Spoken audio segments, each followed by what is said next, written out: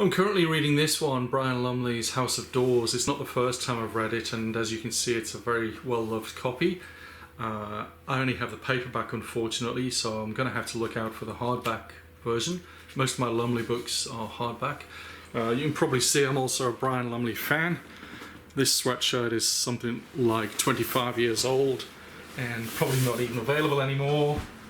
And I have the t-shirt to match, and in fact, I used to publish Brian Lumley's short stories in my magazine Adventurer back in the 80s.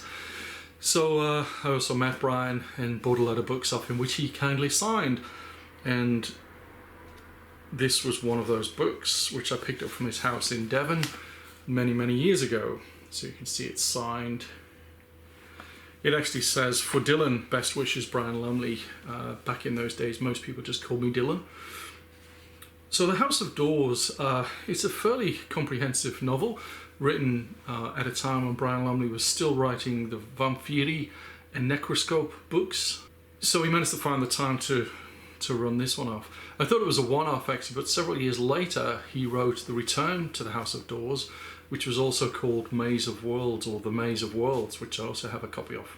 If you've not read Brian Lumley's work before, I suggest this is a good one to start with, rather than diving straight into the Necroscope series, which is about 13 books, possibly 15 actually, maybe even more now.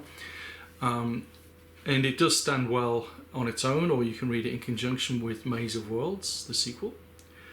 You'll find when you start reading it, or as you get into the book, that actually it seems a little bit reminiscent of the movie The Cube and some of the sequels from The Cube. But in fact, these predate those movies by about 8 years, so definitely The Cube, if anything, leveraged some of Brian Lumley's ideas.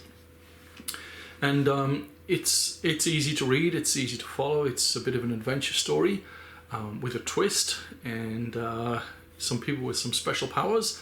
I won't give away too much, but basically it's set in Scotland, and one day a castle appears from nowhere.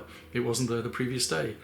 And it's an unusual castle in that it has no windows and no doors and no way to access it. So obviously the Ministry of Defence are interested, and a lot of people are drawn to this castle, including somebody with what you can only describe as psychic powers, or ESP. He basically has an affinity with machines and computers, and he's drawn to this castle.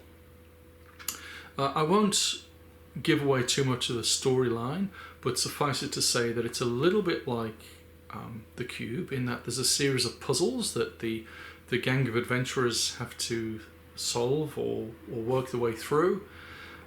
They effectively have to go through from one door to another door, through another door, and hope that eventually they'll find their way out of this Maze of Worlds, which was the title of the sequel.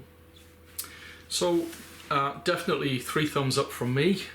Big Brian Lumley fan. Brian Lumley, have a read about him. He's an ex-army sergeant major, 22 years in the British forces.